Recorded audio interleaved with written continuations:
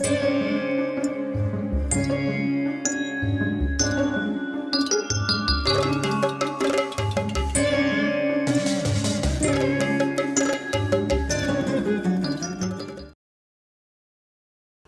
ఆశ్రయం ఇచ్చినటువంటి బ్రాహ్మణుడి వద్ద సెలవు తీసుకుంది. అందమైనటువంటి పాంచాల నగరానికి పాండవులతో కలిసి వెళ్ళటానికి సిద్ధమైంది. అంతా సర్దుకున్నారు. వాడికి ఏముంది, మూటాముస్తు ఏమీ లేదు అక్కడ. పాపం ఏమని ఉంటే కదా. ఓం శ్రీకృష్ణాయ పరమాత్మనే నమః. పాండవులు ఏకచక్రాపురం నుండి బయలుదేరేటువంటి సమయంలోనే వ్యాస మహర్షి పాండవులను చూడాలని వారి వద్దకు వచ్చారు. పాండవులు ఆయనకు ఎదురు వెళ్ళి స్వాగతం పలికి నమస్కారం చేసి నిలబడ్డారు. వ్యాస మహర్షి వారిని కూర్చోమని చెప్పి తాను గురు కూర్చొని ఇలా అన్నాడు. వీరులారా, మీరందరూ శాస్త్రం చెప్పినట్లుగా ధర్మంగా నడుచుకుంటున్నారు, సంతోషంగా ఉంది. అయితే విప్రులను పూజించాలి, గౌరవించాలి. ఈ సత్కర్మలను ఎప్పుడూ చేస్తూ ఉండాలి, లోపం చేయకూడదు. వారిని ఎప్పుడూ ఆదుకుంటూ ఉండాలి అంటూ వారి క్షేమాన్ని అడిగి తెలుసుకున్నాడు. ధర్మార్థాలకు సంబంధించిన ఎన్నో విషయాలను వారికి చెప్పాడు. ఎన్నో విచిత్ర కథలను కూడా చెప్పాడు. ఈయన కూడా కథలు చెప్పారు కొన్ని. తర్వాత ఒక ప్రధానమైన విషయాన్ని ఇలా చెప్పాడు. ఆ వ్యాస భగవానుడు చెప్పినటువంటి కథలు ఆ బ్రాహ్మణుని ఇంట్లో ఈ 5 మందికి, పంచపాండవులకి, కుంతీ మాతకు చెప్పినటువంటి కథలు బోలెడున్నాయి. అవి తర్వాత చెప్తాను మీకు. బాగున్నాయి అవి కూడా. నాయనలారా, పూర్వము ఒకానొక తపోవనంలో ఒక చిన్న కథ చెప్తున్నారు అక్కడ. ఒక మహర్షికి అందమైన కూతురు ఉండేది. ఏం కథను చూస్తాం దీన్ని. ఆమె సద్గుణాల కలది. పూర్వజన్మంలో చేసుకున్నటువంటి కర్మ వల్ల ఆమెకు పెళ్లి కాలేదు. ఎంతో కాలం గడిచింది. అయినా ఆమెను ఎవరూ పెళ్లి చేసుకోలేదు. ఆమె ఎంతో దుఃఖిస్తూ చివరికి భర్త కోసం తపస్సు చేసింది. ఇది బాగుంది. భర్త కోసం తపస్సు చేయటం బాగుంటుంది. ఆ తీవ్రమైన తపస్సుకు శివుడు సంతోషించాడు. ఆమె ఎదుట ప్రత్యక్షమై, ఓ శుభాంగి, నీకు మేలు జరుగుతుంది, ఏమైనా వరం కోరుకో, ఇస్తానన్నాడు. అప్పుడు ఆమె, దేవా, నాకు మంచి గుణాలతో కూడినటువంటి భర్తను అనుగ్రహించు అని మళ్ళీ 5 సార్లు భర్తను భర్తను భర్తను భర్తను భర్తను అని కోరుకుంది. 5 సార్లు కోరుకుంది. ఈశ్వరుడు తథాస్తు తథాస్తు తథాస్తు తథాస్తు తథాస్తు, నీకు 5 భర్తలు లభిస్తారు అని వరం ఇచ్చాడు. ఇది ఎక్కడ కథ? అసలు ఒకటైతే చాలని ఆవిడేదో అనుకుంటే 5 మాటలు ఎందుకు అడిగిందో తెలియదు. అప్పుడు ఆమె ఉలిక్కిపడింది. అప్పుడు జ్ఞానం వచ్చింది ఆవిడికి. 5 మాటలు అడిగింది, తెలియదు. ఉలిక్కిపడి, దేవా, నేను ఒకే భర్తను కోరాను అంది. శివుడు, ఎక్కడ కోరావు? పంచకృత్వస్త్వయా హ్యుక్తః పతిం దేహీత్యహం పునః. తల్లి, నువ్వే 5 సార్లు భర్త కావాలి, భర్త కావాలి, భర్త కావాలి, కోరుకొని వచ్చావు. 5కే నిలిపించావు. ఇంకేదైనా అంటే చాలా ప్రాబ్లం అయిపోవు నాకు కూడా అని కోరావు నువ్వు. కనుక ఈ వరం నీ రాబోయే జన్మలో ఫలిస్తుంది. అప్పుడు నేను చెప్పింది సత్యమవుతుంది, జరిగే తీరుతుంది అని అంతర్ధాన్ని మళ్ళీ చెప్పడానికే వీలు లేకుండా వెళ్ళిపోయినాడు ఆయన.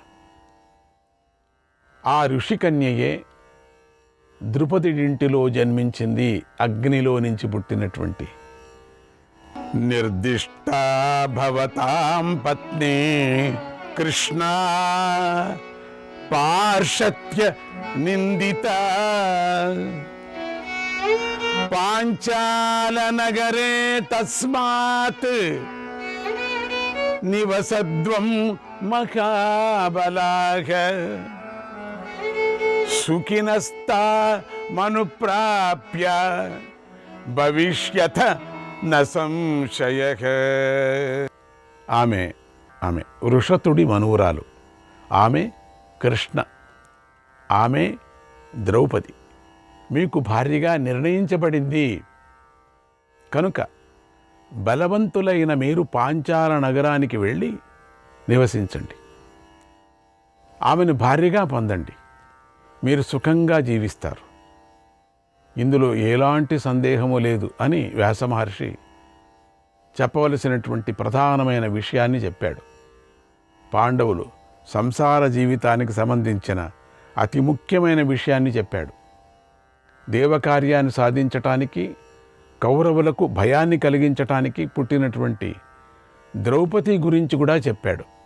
కౌరవులకు భయాన్ని పుట్టిస్తుంది ఆవిడ, కౌరవుల్ని నాశనం చేసేస్తుంది, తప్పదు, అగ్ని ఆవిడ. అందుకని మీరు అక్కడికి వెళ్ళాలి. తర్వాత పాండవుల దగ్గర, కుంతి దగ్గర సెలవు తీసుకొని ఆయన మామూలు వెళ్ళాడు కదా, అంతర్ధానం అయిపోయాడు. శ్రీకృష్ణాయ పరమాత్మనే నమః. వ్యాస భగవానుడు ద్రౌపది గురించి అద్భుతమైన విషయాన్ని పాండవులకు చెప్పి అంతర్ధానమైన తరువాత పాండవులు సంతోషించి, అప్పుడు ఆ చెప్పిన కథకు దీనికంతా సంతోషించి తల్లితో కలిసి ఏకచక్రాపురం నుండి బయలుదేరారు. ఉత్తర దిక్కు వైపు నడిచి పాంచాల దేశం ఉన్న వైపుకు ప్రయాణం చేశారు. ఒక పగలు ఒక రాత్రి ప్రయాణం చేసి గంగా తీరంలోని సోమాశ్రమము అనేటువంటి తీర్థానికి వెళ్ళారు. అప్పుడు చీకటి ముసుక్కుంది, రాత్రి ప్రారంభమవుతుంది, వెలుతురు లేదు. ఇదంతా అర్జునుడు గమనించాడు. అందరినీ రక్షించాలని, అందరికీ వెలుగు ఇవ్వాలని ఒక కొరివి కట్టని ఎత్తి పట్టుకొని అందరికంటే ముందు నడిచాడు. అందరూ వాళ్ళకి దారి చూపిస్తున్నాడు. వారు నడుస్తున్నటువంటి ఆ గంగా తీర ప్రాంతం చాలా అందమైన ప్రాంతం. అది ఏకాంత ప్రదేశం, అక్కడ ఎవరూ లేరు. ఆ సమయంలో ఒక గంధర్వరాజు తన స్త్రీలతో కలిసి విలాసంగా నడుచుకుంటూ గంగా నదికి వచ్చాడు. ఆ రాత్రి మధ్యరాత్రి నదిలోకి దిగి తన స్త్రీలతో కలిసి జలకాల ఆటలు ప్రారంభించాడు. స్త్రీల మీద నీళ్లను చల్లాడు, పాటలు పాడాడు. అక్కడ ఆయనకు స్త్రీలతో కలిసి ఆట అంటే చాలా ఇష్టం, ఆడటం అంటే. అందుకోసమే అక్కడికి వచ్చాడు, ప్రతినిత్యం వచ్చేవాడు. ఆయనకు ఈర్ష్య కూడా ఎక్కువ. అటువంటి ఆ గంధర్వరాజు అలా నీటిలో ఆటలు ఆడుతూ పాండవులు వస్తున్న అడుగుల శబ్దాన్ని విన్నాడు. అంతే, ఆయనకు చాలా కోపం వచ్చింది. అది వెలుతురు వేరే వస్తూ ఉన్నది. విసురుగా నది నుంచి బయటకు వచ్చాడు. తన వద్దకు వచ్చినట్టు పాండవులను చూసి వింటిని మీట్ ఇలా అన్నాడు. వింటిని మీట్ ఒక్కపారి. రాత్రి ప్రారంభమవుతోంది, సంధ్యా సమయం అయిపోయింది. ఈ సంధ్యాకాలంలో 80 లావల కాలం గడిచిన తరువాత మిగిలిన కాలం యక్షగంధర్వ రాక్షసులకు సంబంధించిందే ఉంది. రోజులో మిగిలిన భాగమంతా మనుష్యులు వారి వారి పనులు చేసుకోవచ్చు, అది నియమం. ఇది మాత్రం మాకు సంబంధించిన కాలం. ఈ తెల్లవారుజామున ఈ సమయంలో తిరగటం మాకు నియమం. ఈ వేళలో లోపులైన మానవులు తిరగకూడదు. ఒకవేళ తిరుగుతూ మా వద్దకు వచ్చిన మూర్ఖులను రాక్షసులు బంధిస్తారు. అది నీళ్ల దగ్గర రాకూడదు మీరు. అందుకనే రాత్రి అవుతూనే నది దగ్గరికి వెళ్ళకూడదు అని ఒక నియమం ఉంది. నదిని ముట్టకూడదు అంటారు. విశేష సందర్భాలు అనుసరించినప్పుడు మాత్రమే, దీప ఆరాధన సందర్భం మాత్రమే తప్పితే మిగతా తప్పుడు 12 తర్వాత మళ్ళీ జావలు కదా, 6 నుంచి 9 ఒక జావ అయిపోతుంది. 9 నుంచి 10, 11 ఒక జామ అవుతుంది. 12 నుంచి 1, 2, 3 ఒక జామ అయిపోతుంది. ఆ జామ మధ్యలో ఉంది 2 గంటల 3.5 గంటలు. ఈ సందర్భంలో నది చూడకూడదు అని చెప్తారు. అకస్మాత్తుగా చూసుకోవచ్చు, దానికని పక్కలోనే ఇల్లు కట్టుకుంటే మనం ఏం చేస్తాం, అది కాదు చెప్పి. కావలసిగా వెళ్ళి మనం చూడకూడదు. నీళ్లను ముట్టకూడదు, ఆ సమయంలో పూలను పీకకూడదు. 3 తర్వాతనే మీరు ఏదైనా అకస్మాత్తు తులసి దళాలు కానీ పూలను కానీ తీసుకోవచ్చు. కానీ 3 లోపల దాన్ని తుంచకూడదు, దగ్గరికి వెళ్ళకూడదు, అసలు చెట్టు ఆకు కూడా ముట్టుకోకూడదు అని ఒక నియమం ఉన్నది. ఎందుకంటే యక్ష కిన్నెర కింపురుషులు గంధర్వులు తిరుగుతూ ఉంటారు, వాళ్ళది ఇది, వాళ్ళకి ఏది డిస్టర్బ్ కాకూడదు. అందుకని ఈ రాత్రి వేళలో నీటిలోకి ప్రవేశించకూడదు మీరు. ఇది మీకు తెలీదా? వారు మనుష్యులైనా రాజులైనా సరే నీళ్ళలోకి దిగిన వారిని వేదవేత్తలు నిందిస్తారు. నీళ్లలో దిగకూడదు మీరు. మీరు మాకు సంబంధించిన కాలంలో, ఇది మాకు సంబంధించిన కాలం, ప్రయాణం చేయటం తప్పు. అందులోనూ నా దగ్గరికి రావటం ఇంకా తప్పు. నది దగ్గరకు రావటం తప్పు. నేను ఇక్కడ స్నానం చేస్తున్న నా ప్రియరాలులతో కలిసి అది ఇంకా తప్పు. ఇలా తప్పు మీద తప్పు చేశారు కాబట్టి అందుచేత దూరంగా ఉండండి, అక్కడే నిలబడండి, నా దగ్గరకు రాకండి. నా పేరు అంగారపర్ణుడు, నేను గంధర్వరాజును. నీటిలో ఆటలాడుకుంటున్నటువంటి నన్ను మీరు ఎందుకు చూడలేదు? అట్లా వచ్చేసారే మీరు. నాకు నా బలం మీదే నమ్మకం ఎక్కువ, నాకు అభిమానం ఎక్కువ, ఈర్ష్య కూడా ఎక్కువ. నేనెవరో తెలుసా? కుబేరుడి మిత్రుణ్ణి. ఈ వనం నాది. దీనికి అంగారపర్ణం అని నా పేరే ఉంది. నేను ఇక్కడ స్త్రీలతో కలిసి ఆటలాడుతూ పాటలు పాడుతూ విహరిస్తూ ఉంటాను, ఆనందిస్తూ కాలం గడుపుతూ ఉంటాను. ఈ తెల్లవారుజామునంతా నాదేనే. ఇక్కడ నేనుండగా రాక్షసులు రాలేరు, యక్షులు రారు. యక్షులు గంధర్వులకే విరుద్ధమే కదా, రాలేరు. దేవతలు రాలేరు, భయం వాళ్లకు. మానవులు అసలే ఇంకా ఎందుకు వస్తారు వాళ్ళు? రాలేరు. అలాంటిది భయం లేకుండా అసలు మీరు ఎలా వచ్చారు ఇక్కడికి అని ప్రశ్నిస్తున్నాడు. ఒక్క పర్యం మీ మీద నేను ప్రయోగం చేస్తే అంతే, ఇక ఎంతమంది ఉన్నారో అంతమంది పోతారు మీరు. అప్పుడు అర్జునుడు, ఓరి దుర్మతి, సముద్రం దగ్గరకు వెళ్ళటానికి ఎవడిని అడిగి వెళ్ళాలి చెప్పు? హిమాలయ పర్వతాల వద్దకు వెళ్ళటానికి ఎవడిని? నువ్వు చెప్పింది బాగుంది నీ కాలమని, కానీ మేము ఎందుకు అడగాలి? ఎవరిని అడగాలి? మమ్మల్ని చూసి మీరే తప్పుకోవాలంతే. అలాగే రాత్రి అయినా పగలైనా సంధ్యా సమయంలో అయినా గంగను మాత్రం తాకటానికి ఎవడి అనుమతి కావాలి? గంగను మాత్రం తాకచ్చు అని నీకు తెలీదా? ఓ గంధర్వ, గంగా నది మాకు తల్లి, నీకు తెలీదా శాస్త్రము? నువ్వేదైనా సరస్సులో ఆడుతున్నావా? నీ సరస్సు అయితే నువ్వు చెప్పింది సరి. సముద్రము గంగా నదిని ఎప్పుడైనా ఏ సమయంలో అయినా తాకవచ్చు.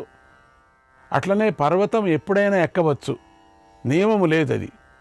అందుకని మాకు మా తల్లి ఈవిడ. ఈ తల్లి వద్దకు రావటానికి కాల నియమం లేదు. అమ్మ దగ్గర రావటానికి ఎప్పుడైనా రావచ్చు, మేము పోవచ్చు. తిని రావచ్చు, తినకుండా రావచ్చు, పగటిపూట రావచ్చు, రాత్రిపూట రావచ్చు, మధ్యాహ్నం రావచ్చు, 3 గంటలకు రావచ్చు, 2 గంటలకు రావచ్చు, 2:30కు రావచ్చు, 2:45కి రావచ్చు. ఎవడా నువ్వు చెప్పటానికి? ఎంత టైం అయినా 7:12కైనా రావచ్చు, 7:13కైనా రావచ్చు, 7:14కైనా రావచ్చు, సాయంత్రమైనా రావచ్చు, మా ఇష్టం. మేము శక్తి గలవారం, తెలుసుకో. వేళ కాని వేళ కూడా మేము రావచ్చు, తెలుసా? సరే, మమ్మల్ని రెచ్చగొడితే నిన్ను అణిచివేస్తాం. ఏంటేంటో అంటున్నావు నువ్వు? క్రూరుడా, యుద్ధం చేయలేని వాళ్లే మిమ్మల్ని పూజిస్తారు, తెలుసా? గౌరవిస్తారు. అటువంటి వాళ్ళు మీరు. మొదటిగా గంగమ్మ హిమాలయ శిఖరం నుండి ప్రకటమైంది, తెలుసా నీకు? అక్కడి నుండి గంగ, యమున, సరస్వతి, రథస్థ, సరయు, గోమతి, గండకి అనే 7 పాయలుగా విడిపోయి సముద్రంలో కలిసిపోయింది. ఈ 7 నదుల్లోని నీటిని త్రాగిన వారి పాపాలన్నీ నశిస్తాయి. ఈ గంగమ్మ పవిత్రమైంది. దీని ఒడ్డు ఆకాశమే అయి ఉంది. అందుకని 7 నదులు నీళ్లు తాగాల అని చెప్పారు. ఒకపారి తిడుతూ ఉంటారు పిల్లల్ని పెద్దవాళ్ళు. 7 నదులు నీళ్లు తాగిస్తా నీకు అంటారు. అంటే చాలా కష్టకరమైన పని అని అర్థం. అది ఎందుకు ఈ కాలంలో అందరూ తాగొచ్చు, ఏం తొందర లేదు. ఆ నదుల పేర్లు ఇంకోపారి చెప్తాను, మనం కూడా వెళదాం ఒకపారి. దాని దగ్గరికి వెళ్ళి మనం తాగాల్సిందే మనమంతా. గంగ, యమున, గంగా యమున మనకు దొరుకుతుంది. సరస్వతి, రథస్థ, సరయు నది, గోమతి, గండకి అనే 7 పాయలుగా విడిపోయింది. ఆవిడనే అంతా, గంగమ్మనే. ఆవిడ గంగమ్మలో మళ్ళీ సముద్రంలో కలిసిపోయింది. ఆకాశ మార్గంలో సంచరించే ఈ గంగను దేవలోకంలో అలక అని పిలుస్తారు. పితృలోకాల్లో ప్రవహించేటువంటి ఈ గంగను వైతరణి అని పిలుస్తారు. అక్కడ ఉండే పాపాత్ములు ఈ నదిని దాటలేరు. ఎంతో కష్టం. ఈ లోకంలో దీని పేరు గంగ. ఇది ఎంతో పవిత్రమైనది, పుణ్యమైనది. నాకు ఈ విషయాలన్నీ వేదవ్యాస మహర్షుల వారు చెప్పారు. ఈ దేవనది శుభాలను ప్రసాదిస్తుంది. ఎలాంటి ఆటంకాలు లేకుండా స్వర్గాన్ని లయింపజేస్తుంది. అంటే అటువంటి ఈ నది వద్దకు వచ్చిన వారిని అడ్డుకోకూడదు నువ్వు. ఇది ధర్మం కాదు. గంగనెవరూ ఆపలేరు. గంగా నదిలోకి ప్రవేశిస్తున్న వారిని ఆపరాదు. గంగా నదికి స్నానానికి వెళుతాను అనేవాళ్ళని ఆపకూడదట. నేను వస్తానని చెప్పాలా కానీ, లేక వెళ్ళు అని చెప్పాలి కానీ, ఇప్పుడొద్దు వెళ్ళొద్దు రేపు వెళ్ళు అనకూడదట. పాపం వస్తుంది, వాళ్ళు చేసిన పాపం అంతా వస్తుంది. చూసారా ఎంత చిన్న చిన్న విచారాలు ఉన్నాయి మనకు. ఈ పవిత్రమైన గంగా జలాన్ని మేము తాకకుండా ఎలా ఉంటామో, తాకాల్సిందే. త్రాగకుండా ఎలా ఉంటామో, పూజించకుండా ఎలా ఉంటామో, పూజించి తీరుతాం అన్నాడు. ఆ మాటలు వినటంతోనే అంగారపర్ణుడికి విపరీతమైన కోపం వచ్చింది. వెంటనే ధనస్సును ఎక్కుపెట్టాడు. బాణాలను అర్జునుడిపై విడిచేపెట్టేశాడు. శ్రీకృష్ణాయ పరమాత్మనే నమః.